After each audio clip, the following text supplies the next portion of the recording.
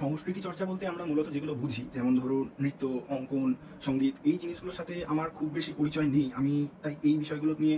কিছু দুর্ভাগ্যজনকভাবে বলবার জায়গাতেও নেই। কিন্তু আমার এই ভিডিওর উদ্দেশ্য সেগুলোর কোনোটাকে ছোট বা বড় করা নয়, কারণ এটা সমস্ত রকম তর্কাতর্কির ঊর্ধ্বে যে এই সংস্কৃতিগুলো, এই চর্চাগুলো মানুষের সামগ্রিক বেড়ে ওঠার জন্য একটা সুস্থ সচেতন একটা মানবিক সত্তা তৈরির জন্য অপরিহার্য অঙ্গ।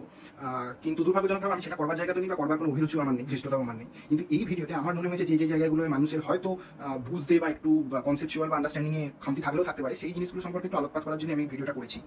দেখুন, রবীন্দ্রনাথ তার দুরন্ত আশা কবিতায় বা বিভিন্ন রচনায় যে ধরনের বাঙালি কালচারকে মূল্যবাদ করেছেন, বাঙালি ছেলে মেয়েদের যে জিনিসগুলোকে তিনি তুলনা করেছেন, বা ধরুন এই যে তুতা কাহিনীতে তিনি মুখস্থবিদ্যা নির্ভর একটা পড়াশোনার তুলনা করেছেন, সেটা নিন্দামন্দ করেছেন, সেটাকে কটাক্ষ করেছেন এবং বলেছেন যে শিক্ষাকে আমরা বহন করিয়া চলিলাম কিন্তু বাহন করতে পারলাম না। আমার মনে হয় এই সময়ের আরেকটা ট্র্যাভেস্টি হলো এই একই কথা রবীন্দ্র চর্চার ক্ষেত্রে আমাদের প্রযোজ্য। এটা ঠিক যে বঙ্গ সংস্কৃতি এখন আজকের বঙ্গ সংস্কৃতি মানে হচ্ছে 90 দশকের বা 90 দশকের বিহার ইউপির সংস্কৃতি। বেশিরভাগ 90% বঙ্গ সমাজের কথা বললে সেটাই, কিন্তু আমরা এই ভিডিওয়ে সেটা নিয়ে আলোচনা করছি না। ওই যে কতিপয় বাড়ি বা গৃহস্থ এখনো টিং করে বেঁচে রয়েছে, যেখানে তারা একে অপরের পিঠ চাপড়ে নিজেদের মধ্যে একটা নিজস্ব জগৎ তৈরি করে সেখানে ভালো আছেন বলে মনে করছেন, তাদের নিয়ে অবশ্যই এই ভিডিওটা। আমার মনে হয়েছে যে রবীন্দ্র চর্চা, রবীন্দ্র মনোজগৎ, রবীন্দ্র চিন্তা চেতনা এগুলোর সাথে বাঙালির দূর দূর পর্যন্ত এখন বা আগেও আমি জানি না কখনো কোনো সংযোগ ছিল কিনা। কারণ দেখুন, রবীন্দ্রনাথকে যদি আমরা সত্যি বাহন করতে পারতাম, তাহলে আমার মনে হয় সেই জায়গা থেকে আমরা নতুন নতুন গন্তব্যে পৌঁছাতাম সময়ের সাথে সাথে, বা বিভিন্ন স্থান পাত্র নিরিখে আমরা বিভিন্ন আলাদা আলাদা নিজস্ব গন্তব্য দেখতে পেতাম। কিন্তু আমরা যেটা পাই সেটা হচ্ছে বিভিন্ন অনুকরণ এবং তারপর বিভিন্ন হাততালি, একে অপরের পিঠ চাপড়ানো, একটা মেলাপ বেঁধে একটা বিভিন্ন বছরের নির্দিষ্ট দিনে কিছু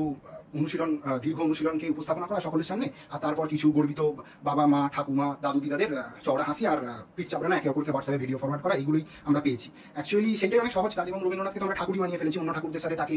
ছবি ঠাকুর ঘরে রেখে, কারণ সেটা অনেক সহজ, তাতে মাথা কাটাতে হয় না, বেশি পরিশ্রম নেই এবং যথেষ্ট ভক্তি দেখানোটা সব থেকে সহজ কাজের মধ্যে পড়ে, এবং সেটা করে যদি উচ্চতায় ওঠা যায় বলে বিশ্বাস থাকে মানুষের, তাহলে লোকে অনেক সহজ পথটাই বেছে নেবে। কিন্তু রবীন্দ্রনাথের এই যে জাতীয়তা, সমকাল, মানবতা, বিশ্ব মানবতা, এই সমস্ত বিষয়গুলো নিয়ে তার যে ভাবনা, তার যে বাঙালি সমাজ সম্পর্কে মতামত, এই ধরনের বিভিন্ন ব্যাপারে আধ্যাত্মিকতা, ধর্ম, সেই জিনিসগুলোর গভীরে ঢোকা বা রবীন্দ্রনাথকে সেই আয়নাগুলো দেখা, যেটা তার একটা বড় অংশকে প্রতিফলিত করছে, সেইটাই আমরা একদমই কোনোদিনও ইয়ে করি না। এবং এই ক্ষেত্রে আমার আরেকটা প্রসঙ্গক্রমে আরেকটা জিনিস যেটা আমার মনে হয় এটার সাথে সম্পর্কযুক্ত, যেমন ধরুন এই যে আমাদের চারপাশে আমরা এরকম অনেক পোর্ট্রেট শিল্পী বা অনেক এমন ধরনের শিল্পীদের দেখি যারা অবিকল হুবহু, মানে ফটোগ্রাফি না সেটা আসল কোনো কিছু নাকি আঁকা ছবি বা এই ধরনের কোনো কারো শিল্প কাজ, সেটা বোঝবার মানে কোনো উপায় থাকে না। এরকম অবিকল অনুকরণ করবার মতো ক্ষমতা, সাধনা, অনুশীলন এবং প্রতিভা অনেকের রয়েছে, এবং সেটা নিঃসন্দেহে খুবই কুর্নিশযোগ্য একটা প্রতিভা। কিন্তু আমি যতটুকু বুঝেছি, সারা বিশ্বে জিনিয়াস বা এক্সট্রাঅর্ডিনারি কালজয়ী কিংবদন্তি তারাই হতে পেরেছে যারা এরকম অনুকরণ বা এই চর্চার মধ্যে নিজেদের সীমাবদ্ধ রাখেনি। তারা এই কারণে ওই জায়গাটা হতে পেরেছে যেটা স্বাভাবিকভাবে কেউ করতে পারে না, ভেবে দেখেনি যে দৃষ্টিভঙ্গি, সেই জিনিসগুলোকে তারা জিনিয়াস হিসেবে মানুষকে দেখিয়েছেন। যেমন ধরুন ভ্যান গঘ ইমপ্রেশনিজমকে নিজের চিত্রকলায় ফুটিয়ে ধরেছে। ভ্যান গঘের আঁকা দেখলে কি কেউ এরকম কোনো সাধারণ মানুষের মনে হয় যে সেটা একদম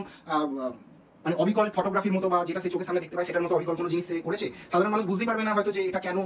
এত সমাদৃত একটা চিত্রকলা। কিন্তু সেখানে যে একটা ছবিকে চাপা দিয়ে আর একটা ছবি আঁকা, বা ইমপ্রেশনিজম কি জিনিস হয়, কিরকম স্ট্রোক বাস হতে পারে তার, সেইগুলোকে দেখানোটা, সেটার জন্য সে জিনিয়াস। পাবলো পিকাসো কিউবিজমকে ছবিতে প্রতিস্থাপন করা, মানে উপস্থাপন করার জন্য জিনিয়াস, যে এইরকম ভাবেও ছবি আঁকা যায়, এইভাবে পোর্ট্রেট আঁকা যায় নিজের, এবং সেই রকম একটা নতুনত্ব জগৎকে দেখানোর জন্য সে পাবলো পিকাসো হতে পেরেছে। বা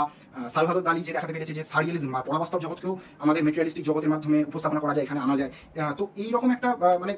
এটাই জিনিয়াস, আর এটাই মানে অনুকরণ সর্বস্ব যদি আমাদের চর্চা হয়, তাহলে সেইটাকে আমরা যেন গুলিয়ে না ফেলি এই ধরনের সর্বোচ্চ সংস্কৃতি চর্চা বা কৃষ্টি চর্চার সাথে। তো এইটাই আমার এই ভিডিওর মেন বক্তব্য। এবং আমার এটাও মনে হয় যে দুরন্ত আশা কবিতায় উনি যেগুলো লিখেছেন বলে আমি পড়েছিলাম, যে ধরনের বাঙালি ছেলে মেয়ে এবং